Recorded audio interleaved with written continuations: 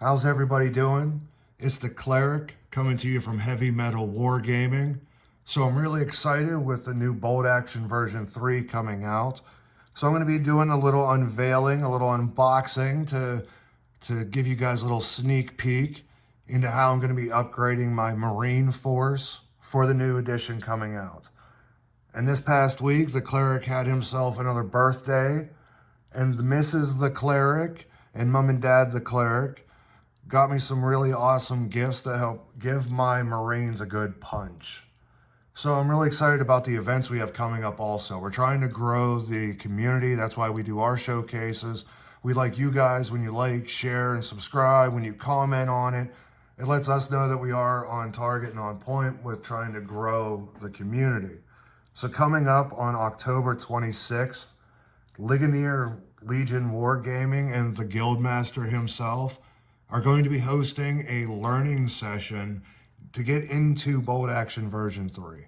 Bring your stuff, bring whatever models you have, and we'll try to figure out what you may need to add, what stuff that we might help be able to supplement.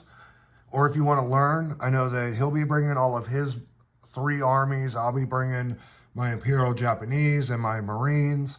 And then I think that the Kilt, he'll either be bringing his British, or he'll let Big Brother borrow them for the day to help teach people and help grow our community.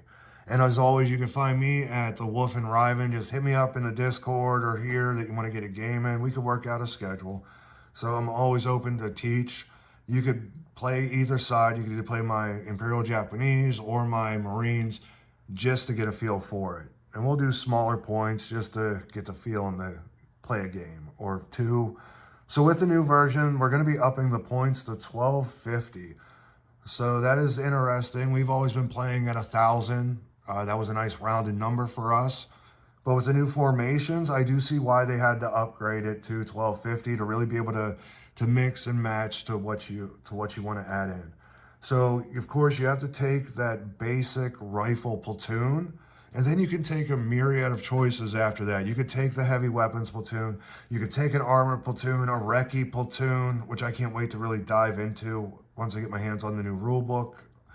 And then you also have the things like the artillery platoon. And I know that at least the Guildmaster, I think with his Imperial Japanese, I think he might be leaning towards adding in that artillery platoon. So can't wait to face that with my Marines. So Maggie's Raiders, the 1,000 point list that I ran, it's going to be upgraded to the Saints and Sinners list. So with my Rubicon alligator here, it does have the little The Saint marker on his turret there. So right down there by his foot, I'm going to be adding in another little The One. And you'll see what I got coming up when we do this unboxing. So I can't wait to show you guys. So let's get into it. We're going to set this one here off to the side first. So what we have coming up here out of the box on the side, if you're going to have one alligator, I hinted at it because I can't keep a secret. Mrs. the Cleric and the girls, they'll let you know. If you don't want a secret kept, definitely tell the Cleric and he will spread it to the whole family and now to all you guys. But bam! That's right. You need another alligator to go with your alligator. So I'm going to be running the Saint 1 and the Saint 2. So with that armored platoon, you need to have 2 vehicles, one a command vehicle for an additional points if it doesn't come with it, and then you need another one too. And I really liked the Rubicon model whenever I was putting this together. That's why I got into the wargaming community, is because I like that modeling aspect of the community, of the game itself. Warlord puts out amazing products, but having put together that Imperial Japanese kit, I wasn't all that impressed with their actual model kits for their tanks. But the Rubicon one for me, and this is my own opinion, so as always guys, form your own, do your research. I enjoyed these kits whenever I was younger, and at 135 I really enjoyed the Tameo kits. So for me, like, these are just really fun kits, and it was really interesting putting it together because this kit actually comes with a different way to build it that I'm not going to get into because I need them for the actual gaming aspect of it. But with these models, you could actually build them to where the model itself is below the water line, so it's making the beach landing. Maybe if I ever get out of bolt action, I might convert these for a nice little table display, but I thought that was really cool and interesting whenever I was building the first model. So as I said with the 1250 list, that's more infantry, that's more Marines, regardless of whether I run them as regulars or my good old veterans, the hardy veterans. We'll be playing around with different models and that. You guys will see it on here, so like and subscribe and keep following, guys. But I needed a battle taxi for them. All right. Like, this model is really cool because you can either build it as the LVT-2, which is just either the 2 medium machine guns, or you can upgrade it to a single heavy machine gun, or you can build it as the A2 Water Buffalo. So it's one of those things. Comment below which way you guys think I should build it. I'm not starting with this one. I'm starting with the alligator first, but let me know, which way do you think I should build it? 30 troop capacity heavy machine gun, 18 with a bunch more medium and heavy machine gun options. So let me know what you guys think in the comments below. So to go along with these guys, there's the Thanksgiving Day event on November 3rd coming up at the Griffin's Lair in Pittsburgh. I needed something a little bit more punchy, if you will. That AT4 gun on there is a nice little thing on my alligator, but I had to get an actual Sherman for them. I am gonna build it with the 75 just for points, but it's not that bad for a veteran's got gyroscope, getting rid of the easily catches fire. And to help keep it on theme and on, and with the Pacific, I've got the sandbags coming in for the front here. So I don't want to spoil too much. And then back then they had the wooden skirts on the sides, early bazooka skirts. So I'm going to be adding those on the side here. And it was for doing research on it. They actually cut them to the contour, not just left them as full on, length boards.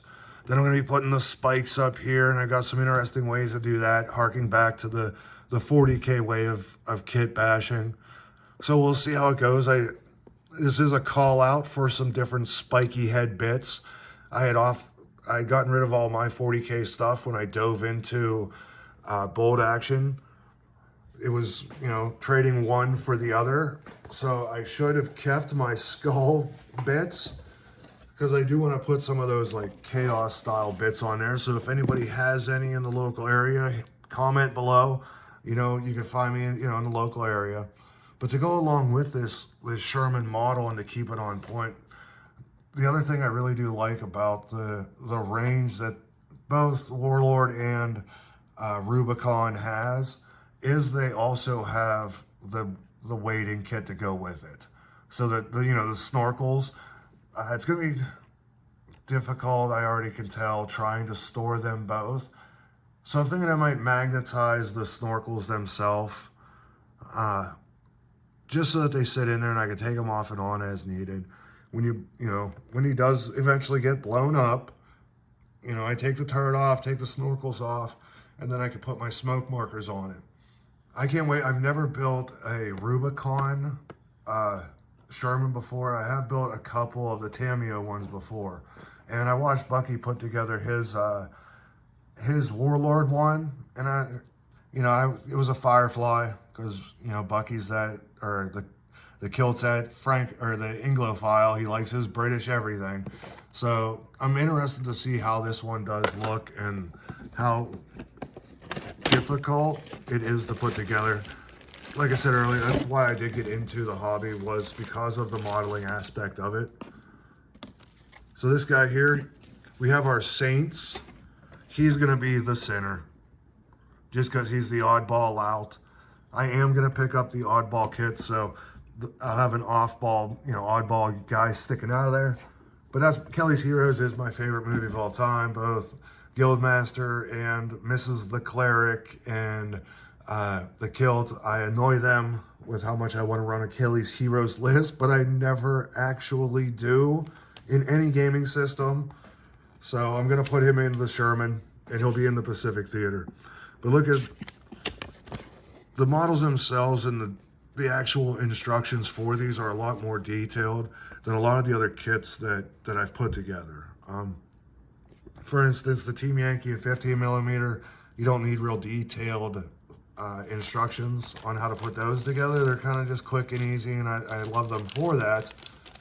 But with these Rubicon kits, you have to have the instructions for the different wheels and the different mechanisms. Just putting them together is going to be really, really fun, guys. So, hey, fun guys.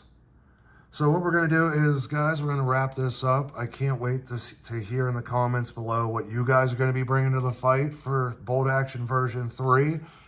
I'm going to be getting off here as quick as possible because I've really been antsy to not build these guys since Monday whenever I got them. I had to wait to get this video done. So may the dice be forever in your favor. Let me know what you guys think in your comments below on the different rule sets that are coming out. I know that they just dropped the Minor Nations. I'm not disappointed as a mainline army player, but I do see some different ways that they could have helped out those little nations a little bit more. One thing I did notice, and I'm trying to push the Kilt towards in his next army build, is the finish, so that we could run a captured T-3485. That is a model that I want to just have. So I might build it and paint it up and snow it up for him, and then just kind of like, keep putting it to him. But let us know, guys. I hope to see you out in the community. Hit us up if you want to catch a game, if you're in the local area. As always, grow the community. Invite your friends to come out, as we always do. Peace, love, and chicken grease, guys.